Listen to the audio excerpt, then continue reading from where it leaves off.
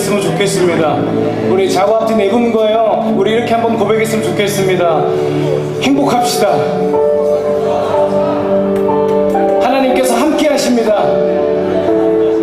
아멘이시죠? 우리 함께 기쁘게 주님께 찬양했으면 좋겠습니다.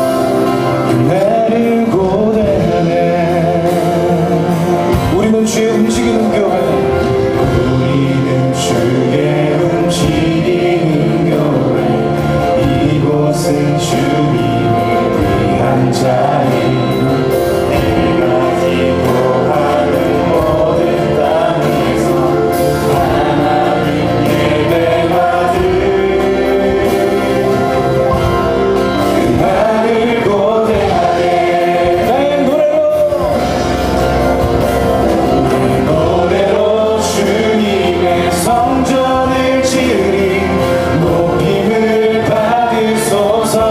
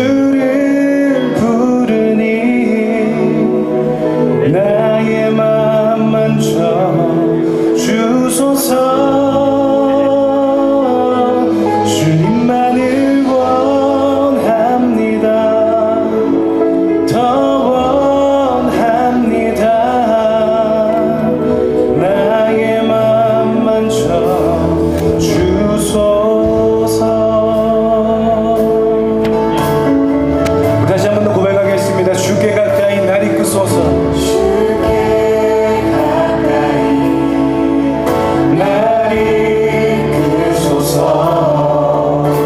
간절히 주님만을 원합니다. 채워주소서. 주의 사랑을 순전한 찬양 드릴 수 있도록. 목마른 나의 영혼, 목마른 나의 영혼, 주를 부르니 나의 맘 만져 주소서. 주님만을 원합니다. 더 원합니다. 나의 맘. 우리 다시 한 번 더 간절히 고백합니다. 목마른 나의 영혼, 목마른 나의 영혼, 주를 부르니 나의 맘 만져 주소서. 주님만을 원합니다. 더 원합니다. 우리 시간 함께 기도하겠습니다. 하나님, 이 저녁 예배 가운데 하나님 말씀하여 주시고 함께하여 주시옵소서. 우리 주여 한번 부르짖고 기도합니다. 주여.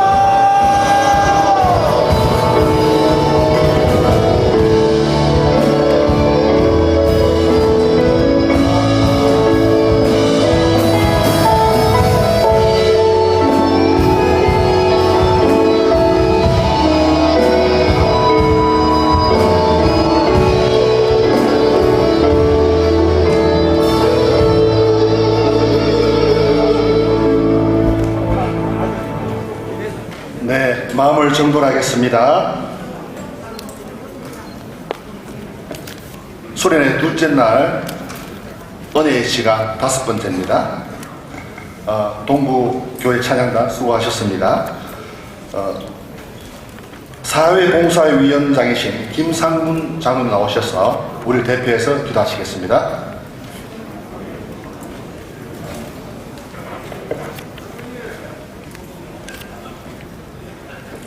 존귀하신 하나님 우리 아버지, 여러가지 힘들고 어려운 상황 속에서도 제48회 전국장로 수련회를 열게 해주시고 매 시간마다 큰 은혜 내려주시니 무한 감사합니다. 저희 각자의 분량대로 받은 은혜로 녹록지 않는 삶의 현장으로 나아가 코로나19의 시작 이전으로, 아니 그보다 더 나은 상황으로 회복시킬 수 있는 우리 장로님들 다 되게 은혜 베풀어 주옵소서. 이제 맹성교회 김하나 목사님을 통하여 하나님 아버지의 말씀을 드리려 합니다. 잘 전할 수 있도록 성령 하나님 붙들어 주시고 전해주시는 말씀들이 잘 박혀진 모처럼 저희들이 신비에 깊이 박혀 한평생 표대가 되는 말씀 되게 하옵소서. 감사를 드려오며 전장님을 사랑해 주시는 우리 주님 예수님 이름으로 기도합니다. 아멘. 부총무 되시는 전형구 장로님 나오셔서 성경 봉독 하시겠습니다.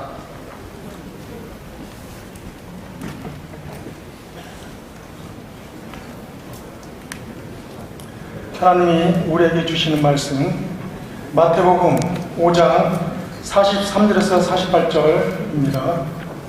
봉독하겠습니다.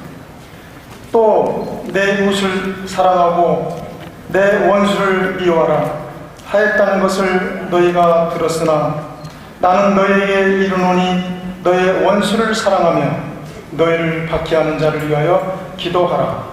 이같이 한즉 하늘에 계신 너희 아버지의 아들이 되리니 이는 하나님이 그 해를 악인과 선인에게 비추시며 비를 의로운 자와 불의한 자에게 내려주심이라. 너희가 너희를 사랑하는 자를 사랑하면 무슨 상이 있으리요?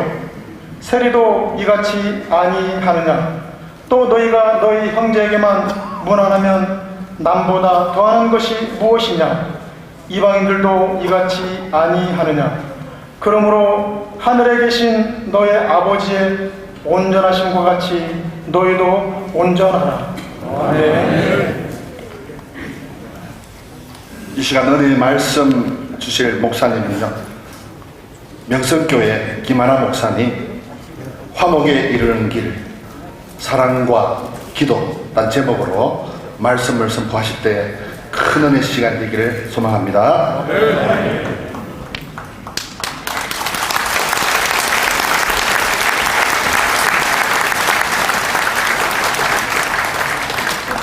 박수로 환영해 주셔서 정말로 감사를 드립니다. 저는 군대에 좀 늦게 갔습니다. 신대원 1학년을 마치고 제가 26이 되어서 이제 군에 들어가게 되었는데요. 작전병, 통역병으로 들어가서 그냥 일반병 생활을 하게 되었습니다. 근데 교회에 갔더니 우리 교회에 나오시는 여러 장교들이 계시고 또 주변에 있는 이 법사님과 그리고 신부님이 이렇게 가끔 교회에 오시더라고요. 근데 한 번은 법사님을 만나게 되었는데, 법사님 여러분 아시죠? 군에 계신 스님들인데 저를 보시더니 내가 들었다고, 당신이 신대원까지 다니다가 들어왔다고 전도사님이냐고 물어본 다음에 저한테 그렇게 말씀하시더라고요. 김하나 전도사, 기도 많이 해야 된다. 저한테 이렇게 말씀을 하셨습니다. 그래서 법사님이 저한테 그렇게 얘기를 하셨죠. 근데 당황을 했는데 그분이 설명을 해주십니다. 기도를 많이 해야, 기도가 많이 쌓여야 승리할 수 있다. 그래서 저는 이게 교회에서 듣는 얘기인지 스님이 하시는 얘기인지 참 듣기가 굉장히 분별하기가 어려웠는데, 그때 그게 저의 마음에 상당히 오래 남게 되더라고요. 제가 벌써 군대 다닌 지 한참 됐는데도 아직까지 그 얘기가 남아있어서 제가 기도를 참 많이 쌓아야 한다는 생각을 갖고 살아가게 되었습니다. 오늘 이렇게 귀한 수련회에 제가 말씀을 전하러 오게 되면서도 역시 제가 준비할 것은 기도밖에 없다는 생각을 하게 되었습니다. 오늘 전하는 말씀도 모든 것을 떠나서 하나님께서 기도 가운데 주신 말씀이기 때문에 우리 모두에게 큰 은혜의 시간과 또 우리에게 나눔의 시간이 되었으면 좋겠습니다. 우리가 계속해서 코로나를 벗어나가고 있는 그 과정 가운데 있는데, 우리는 정말 여기 참 많은 아픔을 당하고 고통과 또 많은 수고와 애씀을 겪었습니다. 우리 수련회도 모이지 못하고 교회가 예배를 드리지 못하는 이 답답한 상황을 지나가면서 우리의 사회의 많은 부분에 있어서 굉장히 큰 변화들이 있었다는 것을 체감하게 됩니다. 그 변화의 통증까지도 우리가 느끼면서 또 새롭게 발전하는 부분들을 느끼죠. 근데 이 상황, 우리가 마주한 이 변화의 상황, 그리고 우리가 마주한 이 세계가 닫혀있고 또 아파하는 이 상황은 우리에게 굉장히 성찰할 수 있는 좋은 기회가 되었습니다. 우리 예배와 교회와 우리의 교제와 하나님과의 관계를 성찰하게 되는 참 좋은 기회가 되었다는 생각도 갖습니다. 여러분이 잘 아시다시피 남이스라엘은 바벨론에 멸망하지 않았습니까? 근데 성경을 보면 그 바벨론 시기, 유배 시기에 쓰여진 성경책들이 있습니다. 다니엘과 또 에스더 같은 성경책들이 바로 이 유배의 시간 동안에 쓰여진 책인데, 그래서 굉장히 귀한 책을 한 번 만났습니다. 캐나다 신학자인데요, 다니엘 스미스 크리스토퍼라고 하시는 분이 쓰신 유배된 교회라는 제목의 책입니다. 이분이 이 책에서 강조하는 부분은 이스라엘이 가장 중요하게 여기는 야훼 하나님을 섬기는 정체성이 언제 회복이 되었느냐라는 거죠. 우리는 당연히 하나님과 함께 동행하는 그 귀한 남유다와 북이스라엘의 시간 동안에 이 사람들이 정체성을 잘 지킨 줄 알았는데 그렇지 않았다라는 겁니다. 오히려 성경은 이렇게 다윗 이후에 점점 신앙의 정체성을 버리고 하나님을 섬기는 사람들이 아니라 우상을 섬기는 자들이 되어서 멸망에 이르렀다는 것을 보여주는데, 반대로 그 가장 어려운 유배의 시간, 우리로 말하자면 격리의 시간이 아니겠습니까? 격리와 고통과 고난의 시간에 사실은 야훼 하나님을 향한 가장 중요한 정체성이 회복이 되었다고 얘기를 강조를 합니다. 에스더서에는 여러분 잘 아시다시피 하나님이라는 단어가 나오지 않습니다. 유배된 곳에 하나님이 안 계실 것 같지만 하나님이 거기서도 역사하고 계셨다는 거죠. 우리의 지난 2-3년 동안의 이 코로나로 인한 이 아픔의 순간들, 마치 하나님이 안 계신 것 같은 이 순간에도 사실은 하나님께서 우리와 함께 하셨다는 것을 우리는 에스더서를 통해서 다시 한번 확인하게 됩니다. 다니엘은 또한 하나님의 이름이 계속해서 언급되면서 이 교회와 하나님의 나라를 억누르는 그 바벨론과 싸워서 승리하는 하나님의 나라의 백성의 모습을 보여주고 있습니다. 우리는 어떻게 보면 에스더와 다니엘을 동시에 살아가고 있습니다. 이 시대는 마치 하나님이 안 계신 것처럼 사람들은 살아가고 있고, 또 동시에 교회는 많은 곳에서 핍박을 받고 바벨론과 같은 세상 속에서 어려움을 겪지만, 또한 우리는 에스더처럼 하나님을 바라보며 우리의 신앙을 온전히 주님께 헌신하면서 나아가야 하고, 동시에 다니엘처럼 우리에게 주신 지혜를 하나로 모아서 이 바벨론과 맞서서 승리하는 주님의 종들이 되어야 할 줄로 믿습니다. 우리의 정체성에 대한 질문입니다. 우리는 이 코로나의 이 팬데믹의 기간을 통해서 오히려 이 유배된 기간을 통해서 우리의 정체성을 바로 되찾을 수 있고, 교회를 바로 세울 수 있고, 우리가 바른 길로 갈 수 있다는 것이죠. 그래서 우리가 이 시점에 저는 참 감사한 것이요, 이번 수련의 주제가 주여 화목하게 하소서입니다. 여러분, 이것은 바로 우리의 정체성에 대한 문제입니다. 교회는 화목해야 합니다. 주님의 종들은 화목해야 합니다. 왜냐하면 화목해야 주님의 일을 할 수 있기 때문입니다. 저는 뭐 나이도 아직 너무나 젊고 어리고 교회도 잘 모르는 초짜 목사입니다. 그러나 제가 분명히 아는 건 하나는 있습니다.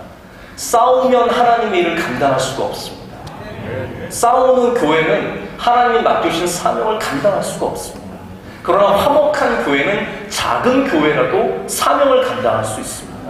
함께 힘을 합치면 우리가 대단하지 않아도 주님께서 맡기신 일들을 넉넉히 감당하게 된다는 것이죠. 그래서 우리 장로님들께서 이렇게 화목하게 하소서의 주제를 가지셨을 때, 이렇게 세우셨을 때, 저는 하나님께서 이것을 분명히 기뻐 받으셨을 거라고 믿습니다. 이 모습을 보시면서 다시 우리에게 사명을 주시고 우리 정체성을 깨닫게 하시고 우리에게 맡겨주신 그 일을 위해서 힘과 능력을 주실 줄로 믿습니다.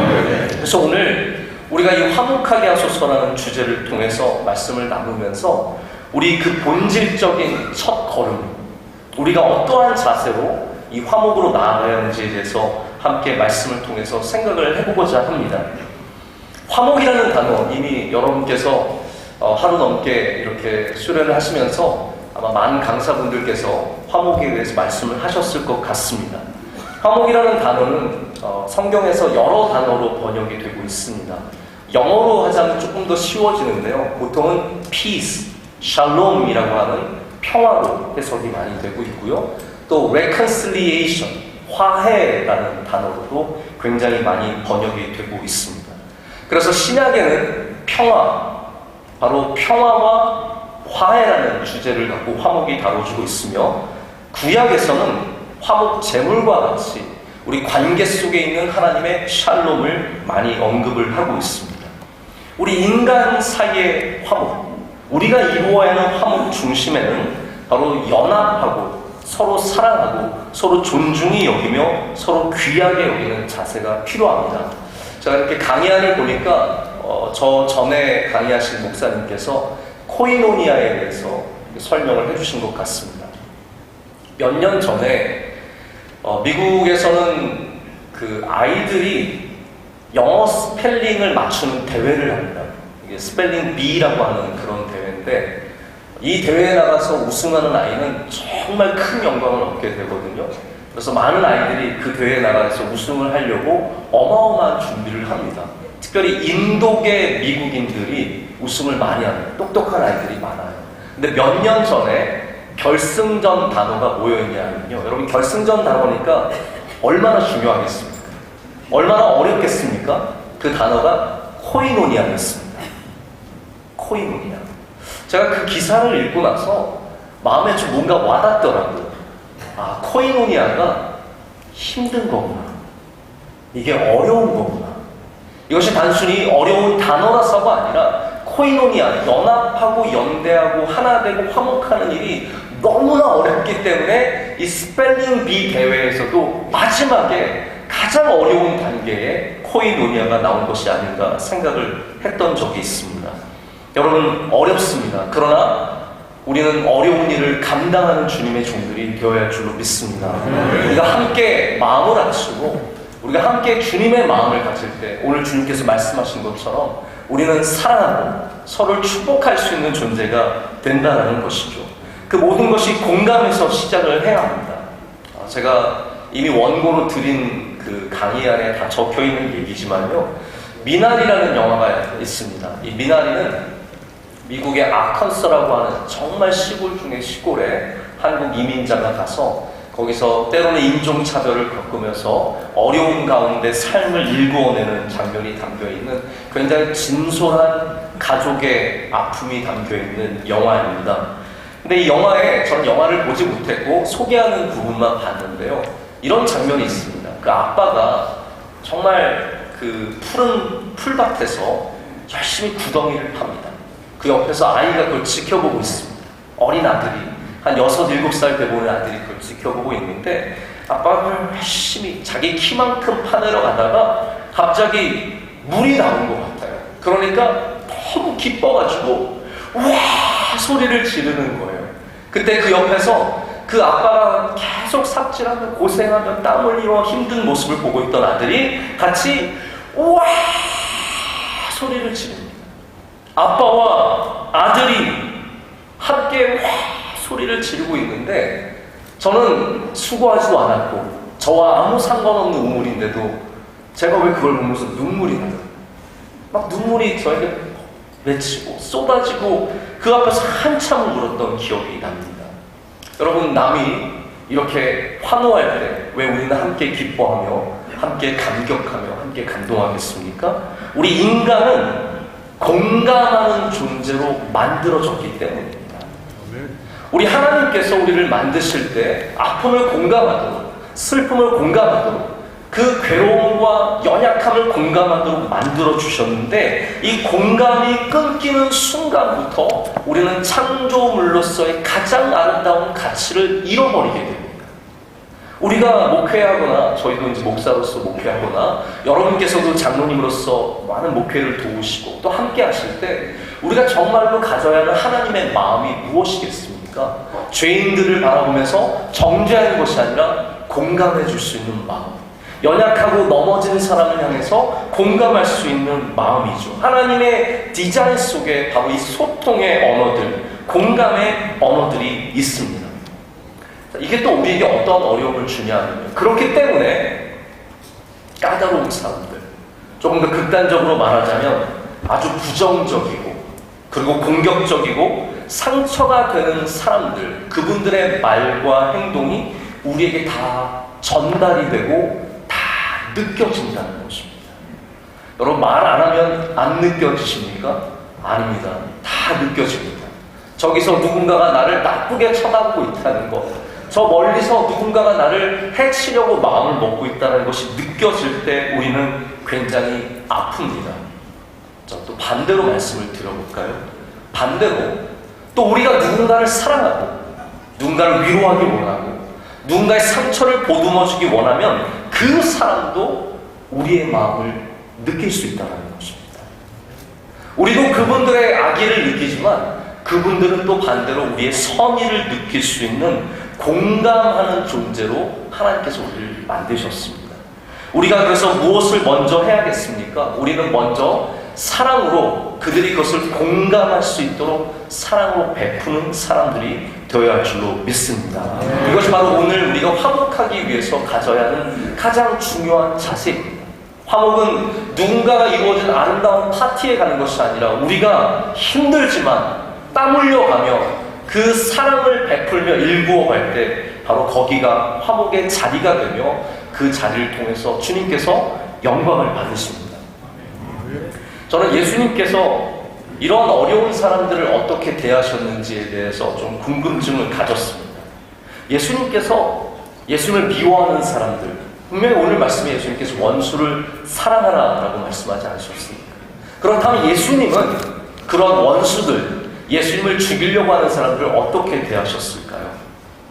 그 첫 번째 자세로 바로 지나가는 자세를 말씀을 드리고 싶습니다. 누가복음 4장에 보면 예수님께서 나사렛에 가시는 사건이 나옵니다. 고향인 나사렛에 가셔서 말씀을 전하셨을 때 사람들이 모여서 웅성거립니다. 아, 저 목수의 아들 아니냐? 요셉의 아들 아니냐? 이런 말을 하더니 예수님께서 말씀하고 나오셨을 때 이 사람들이 어떠한 반응을 보입니까? 사람들이 우르르 가서 예수님을 낭떠러지로 몰고 가서 떨어뜨려 죽이려고 합니다. 이것이 바로 예수님께서 고향에서 복음을 전하셨을 때의 사람들의 반응이었습니다. 사람들의 반응은 절대로 우리가 기대하는 것처럼 이루어지지 않습니다. 우리가 아무리 선한 일을 하고 아무리 주님의 말씀을 따르고 주님을 사랑해도 사람들은 때로 예수님을 죽이려고 하는 것처럼 선하고 복된 사람들을 죽이려고 하는 사람들이 있습니다. 예수님 이렇게 조롱하는 사람들, 죽이려고 하는 사람들 사이를 그냥 지나서 가십니다. 그래서 누가복음 43절에는 그들 가운데로 지나서 가시니라라고 말씀하십니다. 예수님은 그들을 향해서 번개를, 천둥을 내리시지 않으셨고 물로 그들을 쓸러 보내지도 않으셨고 그냥 지나가셨습니다. 때로는 우리를 힘들게 하는 사람들, 어렵게 하는 사람들, 괴롭게 하는 사람들, 악의적으로 비난하는 사람들, 없는 말을 만들어서 모함하는 사람들을 만날 때 우리가 해야 할 가장 지혜로운 자세 중에 하나가 바로 그냥 지나가는 것입니다. 우리가 다 모르는 듯이 그냥 조용히 지나가는 것. 이것이 우리가 가져야 하는 그런 자세가 아닐까 생각을 해보게 됩니다. 저는 매형이 있습니다. 매형이 이필산 목사라고요. 나는 괜찮은 목사입니다. 우리 청운교회 목사님인데요. 아까 청운교회에서 오신 장로님들께서 저를 인사해 주셔서 너무나 반가웠습니다. 몇 년 전에 아마 제가 알기로 강사로 여기 온 적도 있는 걸로 알고 있습니다. 저는 개인적으로 저희 매형을 참 존경합니다. 여러 면으로 저보다 훌륭하신 목사님이고 참 잘 가르치는 목사님인데 저희 교회에서 사역을 했기 때문에 저희 매형의 설교를 제가 참 많이 들었습니다. 그 가운데 기억나는 얘기가 있습니다. 저희 매형이 고등학교 때 저희 매형은 퇴계 이황의 17대 손입니다. 직계 손입니다. 그래서 생긴 것도 똑같이 생겼습니다. 이황의 모든 피처를 그대로 갖고 있습니다. 저희 아이들이 어느 날 이황에 대한 위인전을 읽고 있길래 너희 고모부다 라고 얘기를 해줬더니 아이들이 수긍할 정도로 비슷하게 생겼습니다. 좀 말랐고요. 키만 큽니다. 고등학교 때는 더 말랐고 더 그랬던 것 같습니다. 한 번은 학교에서 시비가 붙었는데 나쁜 아이들이 뭔가 기분이 나빴는지 저희 매형한테 너 끝나고 남아! 이랬대요. 너 끝나고 남아서 옥상 올라와! 이 분위기가 막 다 가야 되는 분위기인데요. 저희 매형이 그래서 담대하게 얘기했다고 합니다. 싫어! 싫어. 저는 그게 너무 지혜로운 자세였다고 생각을 합니다. 우리는 가서 다 싸우고 다 이기고 못된 사람들, 나쁜 사람들 다 잡아서 어떻게 하고 싶지만 때로는 피해야 하는 것들도 있다는 것이죠. 주님께서 오늘 바로 그러한 본을 우리에게 보여주셨습니다. 어려운 사람들, 힘들게 하는 사람들을 때로는 피할 줄도 알아야 합니다. 그러나 더 좋은 자세는 무엇이겠습니까? 바로 그들 가까이 가서 그들에게 주님의 사랑을 전하는 일입니다. 중남미에 있는 한 선교사님이 원주민에게 이런 질문을 했습니다. 원주민이 전혀 모르는 개념이죠. 온유가 무엇입니까? 저희 아마존에서 선교사로 계신 선교사님 한 분이 저희 교회에 계시는데 그 선교사님이 성경 번역을 20년 동안 하셔서 한 부족의 언어로 만드셔서 몇 년 전에 출간을 하셨습니다. 아마존에는 없는 단어가 많습니다. 우리에게 평범한 단어들이 그들에게는 아예 존재하지 않는 단어인 거죠. 성경을 번역하면서 양을 번역해야 되는데 양이라는 것을 이 사람들은 본 적도 없고 들은 적도 없고 단어 자체가 없대요. 그래서 아예 번역을 할 때 양이라고 번역을 했대요. 그래서 그들도 이 아마존에 사는 한 부족은 양을 말할 때 우리나라 말로 양이라고 부른다고 합니다. 온유라는 단어가 굉장히 문화가 아주 잘 발달한 곳에는 당연히 있겠지만 모든 곳에 온유가 있는 것은 아닙니다. 그래서 이 원주민에게 온유에 대한 개념을 설명해 주면서 그게 무엇이냐라고 물었을 때 이렇게 대답을 했다고 합니다. 성난 질문에 부드럽게 대답하는 것이다 라고 대답했다고 합니다. 성난 질문에 부드럽게 대답하는 것. 우리가 잘 아는 고린도서 13장 4절 말씀은 사랑은 오래 참고 사랑은 온유하며 시기하지 아니하며 사랑은 자랑하지 아니하며 교만하지 아니한다라고 말씀하고 있습니다. 온유입니다. 우리가 어려운 사람들, 힘든 사람들, 때로는 우리를 괴롭게 하는 사람들에게 온유한 자세로 나아갈 때 그들이 그리스도의 사랑을 경험하게 된다는 말입니다. 저는 아이들이 셋이 있습니다.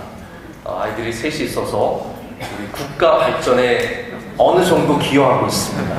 저희 명성교회는 부목사님들이 자녀를 셋 가진 부목사님들이 반 정도 됩니다. 많이 열심히 낳으려고 그러다가 다른 분들이 많이 낳아야 되는데 자꾸 목사들 돈 없는 목사가 많이 나와서 좀 걱정이 되기도 합니다. 근데 저는 하나님의 은혜로 10년 동안 아이가 없다가 처음으로 아이를 10년 만에 갖게 되었습니다. 저희가 기도를 많이 하고 여러 목사님들, 유명한 목사님들 저희들 기도도 많이 해주셨어요. 근데 뭐 유명하다고 애가 생기는 건 아니더라고요. 하나님이 은혜 주셔야 생기더라고요. 다 하나님의 때가 있는 것 같습니다. 뉴욕에서 뭐 이렇게 저희가 살 때 한 곳에 유명한 목사님들이 오셔서 꼭 저희한테 자랑을 하세요. 내가 안수하면 애들이 바로바로 생겨요. 안수한테 이렇게 와. 그래서 기도해 주신 목사님이 많으시거든요. 하나도 안 생겼어요. 저희 아내가 2번이나 유산을 하고 굉장히 저희가 소망함이 별로 없었는데 하나님께서 기적같이 저희에게 아이를 주셔서 첫째 아이를 2011년도에 낳았습니다. 저희가 오늘 올해 결혼 20주년인데 10년 만에 이제 아이를 낳게 되었고 그 다음에는 이상하게 갑자기 아이를 계속 주시는 거예요. 그래서 저희가 아이를 무려 3이나 갖게 되었습니다. 근데 키워보니까 저희 첫째 아이는 굉장히 온순하게 남자아이인데 저에게 짜증도 안 부리고 잘 큰 반면에 저희 둘째 여자아이는 태어날 때 7개월 만에 태어났습니다. 그래서 1kg로 태어나자마자 심장 수술도 하고 아주 중환자실에 거의 3달 가까이서 굉장히 고생을 많이 했는데 저희 둘째 아이도 그렇게 어렵게 컸지만 또 굉장히 착한 면이 있어요. 근데 저희 셋째는요 강합니다. 그리고 자기 원하는 대로 해야 되고 첫째랑 둘째랑 다르게 짜증도 내고 그렇더라고요. 그래서 저희가 경험해보지 못한 아이가 나오니까 당황스러웠어요. 그래서 저는 경험해보지 못했으니까 이 아이는 저희 아내를 닮은 것이다. 저는 확신을 해야 하게 되더라고요. 첫째랑 둘째는 나를 참 많이 닮았는데 셋째는 왜 당신을 닮았냐라고 얘기하면서 장난삼아 이렇게 얘기를 했는데 한 번은 저희 아이가 짜증을 내고 거칠게 말하고 그럴 때 하나님께서 저에게 지혜를 주셨어요. 제가 거기에 가만히 듣다가 정말 온유하게 물어봤습니다. 영재야, 너는 왜 화가 났는데? 너는 왜 지금 마음이 속상한데? 그랬더니 아이가 갑자기 침착해지는 거예요. 침착해지면서 사실은 내가 아빠 이번에 선물 못 받아서 화가 났어. 말을 해주는 거예요. 제가 그래서 깨달았어요. 우리가 모든 문제를 해결하는 것은 정의와 법과 규칙만이 아니라 온유함으로 대할 때, 사랑으로 대할 때 문제들이 해결될 수 있고 이 아이의 마음도 바로 그 위로와 은혜를 받을 수 있다는 생각을 해보게 되었습니다. 제가 아는 한 방송국 부회장이 있습니다. 이분은 세계적으로 유명한 채널, 미국에 있는 채널의 총괄 부회장입니다. 아주 뛰어난 분인데 여자분입니다. 이분이 얘기해 주기를 자기가 만나는 여러 사회의 계층의 사람들이 있는데 한 번은 가게 되었는데 어떤 여자분이 자기를 너무 경계하고 인사도 건네지 않고 딱 봤을 때도 그냥 정말 정이 뚝뚝 떨어지도록 멀리 돌아가고 본 척도 안 하고 마음이 너무 상했다는 거예요. 근데 하나님께 기도하면서 받은 응답이 뭐였냐면 네가 먼저 가서 인사해라. 네가 먼저 가서 웃어라. 였다는 것이죠. 그래서 이분이 굉장히 높은 분이고 자존심도 많은데 그냥 가서 자기가 먼저 인사를 건넸다는 거예요. 여러분, 웃으면서 인사하는 사람을 누가 과시할 수 있겠습니까? 조금 어렵고 처음에는 어색할지라도 그 온유함이 그 사람의 마음을 움직이고 길을 열어주게 되고 상황을 바꾸게 되는 힘을 갖게 된다는 것이죠. 저는 분명하게 믿습니다. 우리 장로님들께서 온유함을 가지실 때 여러분에 속한 모든 믿음의 공동체가 하나님의 크신 은혜를 경험하게 될 줄로 믿습니다. 사울이 다윗을 죽이기 위해 쫓아다닐 때 다윗은 바로 이 두 가지의 방법을 다 사용했습니다. 하나는 피하는 것이며 또 하나는 온유로 다가서는 일이었습니다. 수년간 알 수 없는 이유로 다윗은 알 수 없죠. 왜 나를 죽이려고 하는지 알 수 없지만 그는 도망자의 삶을 살았습니다. 계속해서 사울이 던지는 창을 피하고 사울의 군대를 피해서 유대 광야로 도망갔습니다. 또한 그렇지만 엔게디의 광야의 한 굴에서 사울이 용변을 보러 들어왔을 때는 그는 다윗은 먼저 다가가서 선의의 제스처를 취했습니다. 사울의 옷자락을 베어서 내가 당신에게 악의가 없습니다. 나는 당신을 죽이려고 하는 의도가 전혀 없습니다. 나는 당신을 존경하고 사랑합니다의 표현을 보여줍니다. 바로 이 두 가지 일을 통해서 다윗은 이미 승리한 사람인 것을 사무엘상은 우리에게 보여주고 있습니다. 악의가 없다는 것. 우리 성도들 간에 우리는 서로 악의가 없다는 것을 보일 수 있는 사람이 되어야 합니다. 저는 미국 교회사를 전공을 했습니다. 그래서 오랫동안 미국 역사를 공부하고 그리고 많은 미국의 인물들을 공부했는데 단연코 그 중에 가장 매력 있는 사람이 아브라함 링컨인 것 같습니다. 저는 아브라함 링컨을 어떤 영적인 부분, 신앙적인 부분으로 접근하지 않았고 그가 갖고 있는 리더십에 대해서 또 미국 역사에서 어떠한 역할을 했는지에 대해서 많이 좀 살펴볼 기회가 있었습니다. 여러분 잘 아시겠지만 아브라함 링컨은 단순한 좋은 정치인이었을 뿐만 아니라 미국에 있었던 모든 연설가 중에 가장 뛰어난 연설가였습니다. 그래서 아브라함 링컨이 남긴 연설들은 지금도 공부되고 있고 지금도 가장 뛰어난 연설로 미국에서 인정이 되고 있습니다. 특별히 아주 짧았지만 가장 임팩트를 많이 남긴 연설이 여러분이 들어보셨을 만한 바로 게티스버그 전쟁의 전투의 연설이었고 두 번째가 바로 링컨이 두 번째 취임할 때의 취임사입니다. 링컨이 두 번째 취임할 때는 남북전쟁이 끝나 있었을 때입니다. 북이 승리를 해서 남과 통일을 이루었을 때입니다. 그러나 여전히 북쪽에서는 남쪽을 향한 원망이 컸습니다. 그리고 남쪽에서는 패배감으로 인해서 북쪽을 향한 미움이 많았습니다. 이때 아브라함 링컨이 올라가서 한 연설은 이 모든 사람들을 하나로 만들어주는 일이었습니다. 그 연설의 내용은 이러했습니다. 아브라함 링컨이 이렇게 말합니다. 왜 우리가 전쟁이 있었습니까? 그것은 바로 우리가 노예제도라고 하는 하나님이 기뻐하시지 않는 죄를 지었기 때문에 우리가 그 죄값을 치른 겁니다.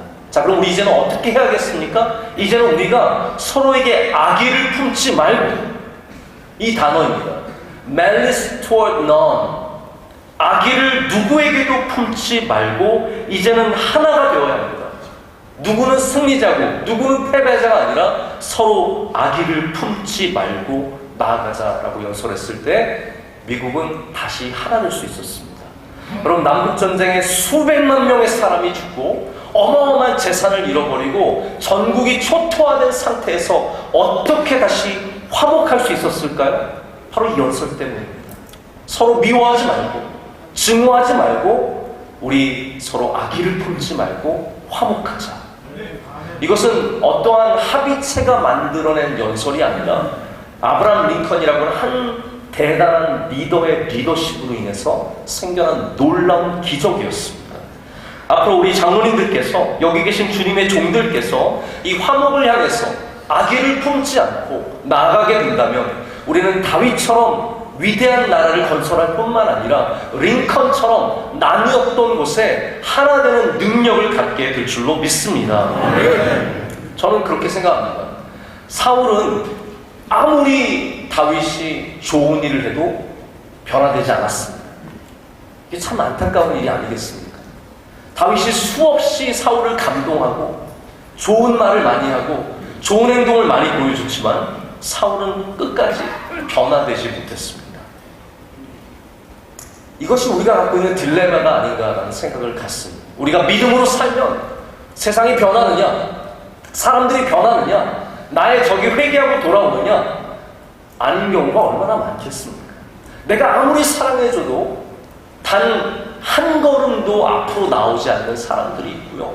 내가 아무리 용서해도 끝까지 나를 죽이려고 칼을 들고 오는 사울과 같은 사람도 있습니다. 그럼 우리가 선택해야 되는 것은 무엇입니까?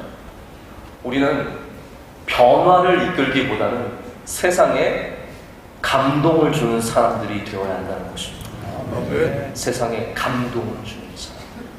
어쩌면 링컨의 연설은 감동이었을지 모르겠습니다. 그 감동이 사람들의 마음에 오늘 기도하신 것처럼 그 신비에 새겨졌을 때 사람들은 변하기 시작했습니다. 우리 한국 교회가 해야 되는 것이 무엇이겠습니까? 변화가 아니라 어쩌면 감동이라는 것이죠. 우리 각 그리스도인들이 해야 되는 것이 무엇이겠습니까? 누군가를 바꿔놓는 것이 아니라 바로 그 사람에게 예수 그리스도의 사랑에 감동을 경험하게 하는 것입니다.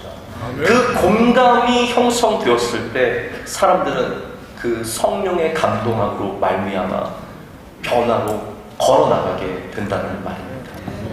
우리 모든 주의 종들께서 이 세상에 감동을 이루는 주님의 종들이 되시기를 축복합니다. 이런 일들을 위해서 우리가 가져야 하는 영적인 자세가 있습니다. 그것이 바로 기도의 자세입니다. 기도는 우리 모든 그리스도인들이 반드시 항상 기억해야 하는 가장 아름다운 도구입니다. 오늘 제가 처음에 말씀드린 것처럼 저도 오늘 말씀을 준비하면서 할 수 있는 것이 기도밖에 없었다는 것을 말씀을 드렸는데요. 그래서 올 때도 저희 명성교회가 치악산에 수양관이 있습니다. 저는 그래서 치악산에 들려서 기도하고 왔습니다. 올라가서 떨지 않게 해달라고. 그래서 웃으시는 분 얼굴만 보이게 해달라고 이렇게 기도를 했는데 정말로 기도대로 하나님께서 은혜를 주시는 것 같습니다. 우리는 기도를 잃어버려도 안 되고 잊어서도 안 됩니다. 기도는 우리에게 영적인 힘을 주기 때문입니다. 그럼 사람들은 다 상처를 받습니다. 상처를 안 받는 사람은 단 한 명도 없습니다. 저는 때로는 가끔 그렇게 얘기를 합니다. 저는 스트레스를 많이 받지 않습니다. 저는 괜찮습니다 하는데 의사 선생님이 그렇게 얘기하지 않더라고요. 목사님, 안 받는 것 같지만 다 쌓이고 있습니다. 괜찮은 것 같지만 그 안에 이미 다 쌓이고 있습니다. 그래서 많은 목회자들이, 많은 주님의 종들이 알게 모르게 공황장애로 고통받고 정신적으로 많은 질병을 앓고 있는 이유가 다 괜찮은 줄 알지만 안에는 쌓이고 있기 때문입니다. 누군가가 나를 미워하고 어려운 사람이 교회에 있고 나를 죽이려고 하는 사람이 있으면 우리는 다 그것들이 내 안에 쌓입니다. 그러나 기도하는 사람은 이겨낼 수 있습니다. 기도하는 사람은 맷집을 가질 수 있고 넘어설 수 있는 체력을 가질 수 있기 때문입니다.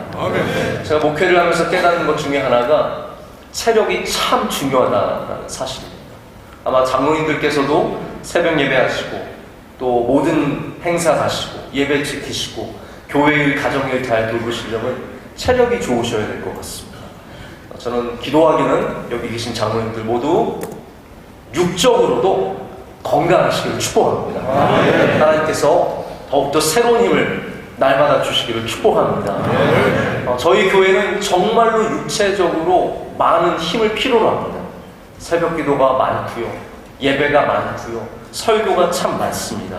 그래서 깨달은 것은 내가 이런 힘을 갖지 않으면 감당할 수 없게 된 일이 너무나 많다는 그런 사실을 알게 되었습니다. 영적으로도 마찬가지입니다. 우리가 이 영적인 체력을 갖추지 않으면 그냥 무너져서 똑같은 싸움판으로 들어가서 세상 사람들처럼 그들과 함께 뒹굴며 싸우는 일들이 생긴다는 것이죠. 사람은 상처를 입으면 또 그 상처를 고스란히 다른 사람들에게 되돌려주는 것이 우리의 본성이기 때문입니다. 하루는 제가 샤워를 이렇게 했는데요. 몸에 막 상처가 나 있는 거예요. 그래서 이게 어떻게 된 상처지? 아무리 고민을 해봐도 생각을 해봐도 제가 상처를 입을 일이 없는데 상처가 몇 군데 나 있었습니다. 가만히 보니까 저희 손톱이 뜯어져 있었어요. 제가 뜯어진 손톱으로 몸을 씻다 보니까 저도 모르게 제 몸에 많은 상처를 내었더라고요. 여러분, 우리 안에 있는 상처, 뜯어진 손톱, 우리 안에 있는 아픈 마음들은 나도 모르게 또 어딘가의 상처를 계속해서 만들어가고 있다는 말입니다. 그럼 이 상처를 치유하려면 어떻게 해야 할까요? 제가 깨달은 건 그거였습니다. 손톱이 자라서 그 아픈 곳을 잘라내기까지, 그때까지 조심해야 한다는 것을 생각해 보게 되었습니다. 모든 상처는 성장해야 넘어설 수 있습니다. 모든 상처는, 모든 아픔들은 영적으로 성장해야만 그 상처를 넘어설 수 있는 힘을 하나님께서 주신 것을 보게 됩니다. 우리가 상처 안 있는 사람들은 아니지만 기도해서 영적으로 성장하고 영적인 강건함을 갖고 있으면 우리는 그것을 돌려주는, mirroring, 그대로 돌려주는, 눈은 눈으로, 이는 이로 돌려주는 사람이 아니라 우리는 악을 선으로 갚을 수 있는 능력 있는 주의 종이 될 줄로 믿습니다. 그래서 우리는 어떠한 형태로도 복수가 아니라 우리는 사랑으로, 선으로 주님이 가르쳐 주신 대로 행하는 사람들이 되어야 합니다. 그래서 우리는 어려운 사람들을 감당하기 위해서 먼저 우리가 영적으로 건강해져야 합니다. 다양한 사람들을 만나지 않으십니까? 우리 장로님들께서 얼마나 많은 다양한 사람들을 만나시겠습니까?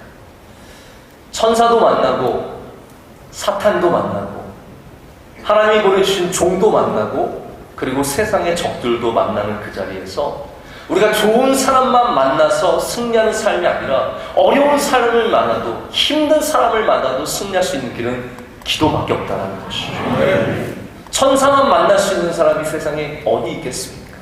살아가다 보면 정말 어이없는 곳에서 사탄과 같은 사람을 만날 수도 있습니다. 그러나 무너지지 않는 사람들은 바로 이렇게 영적으로 깨어있는 사람입니다. 자신을 위해서 기도를 많이 하시기를 축복합니다. 나를 위한 기도입니다. 사탄을 사라지게 해달라고 하는 기도 전에 나의 영적인 강건함을 위해서 기도를 많이 하셔야 된다는 것이죠. 그러나 또한 우리는 마지막으로 바로 그들을 위해서도 기도할 수 있는 사람들이 되어야 합니다. 미워하면서는 사랑할 수가 없습니다.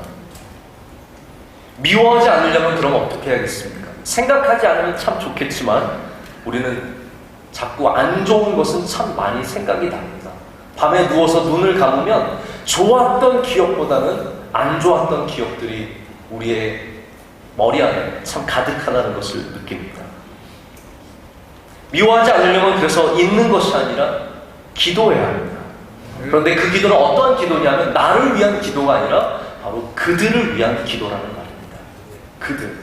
이 그들이란 말은 꼭 정만을 말하는 것이 아니라 우리 주변에 있는 모든 사람들을 말합니다.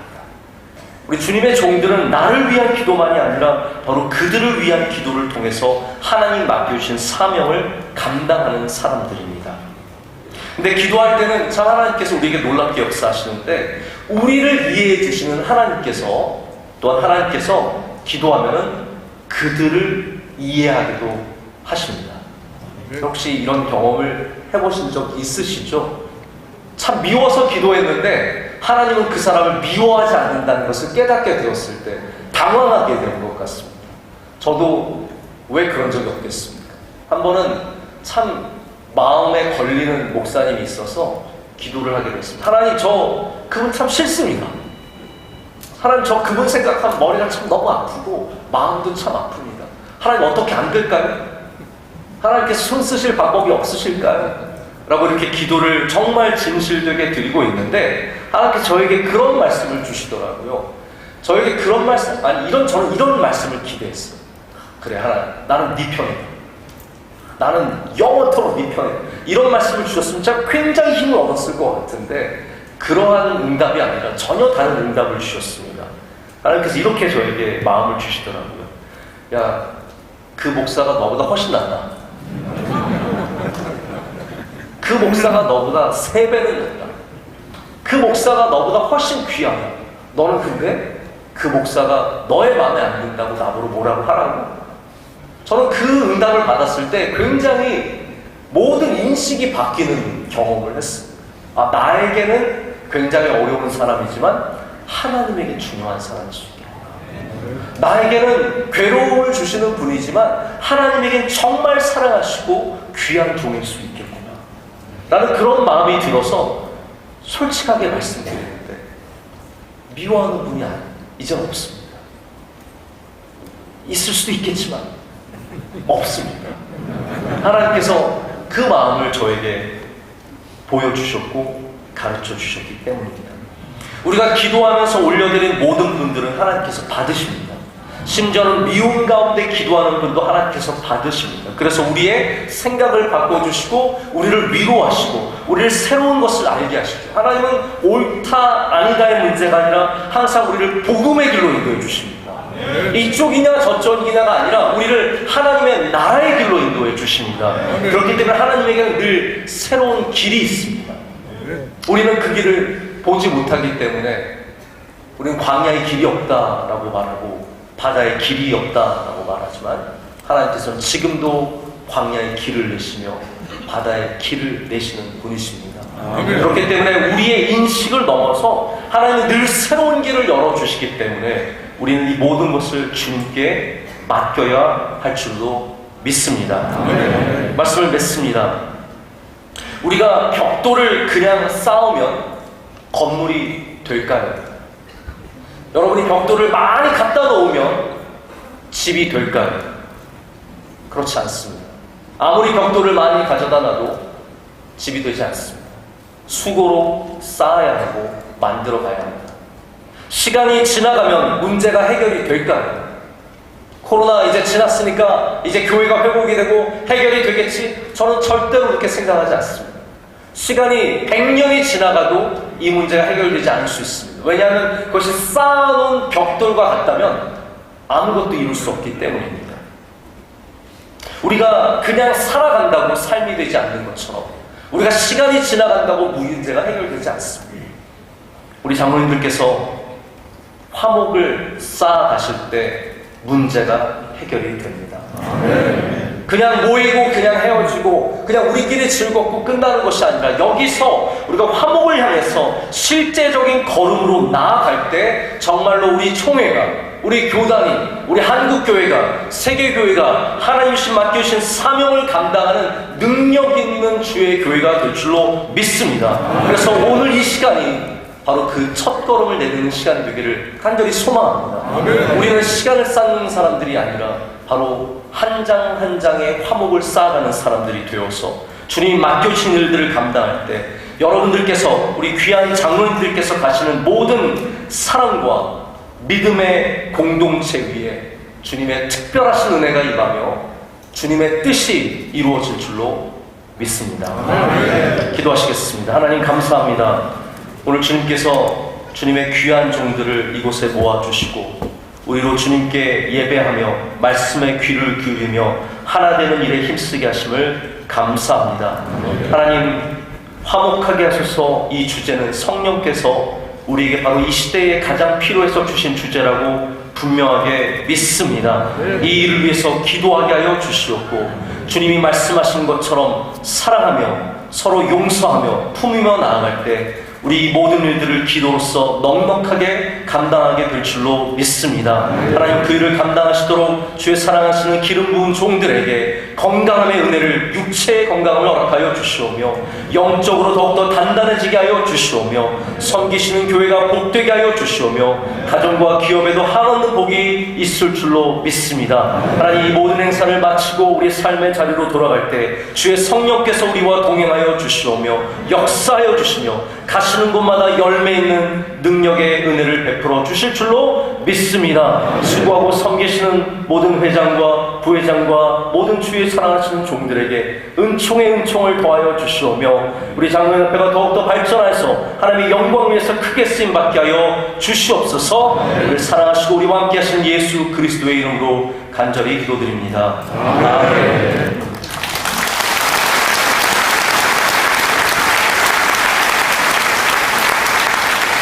네, 다시 한번 은혜와 감동의 말씀을 주신 김한원 목사님께 큰 감사의 박수 다시 한번 하겠습니다.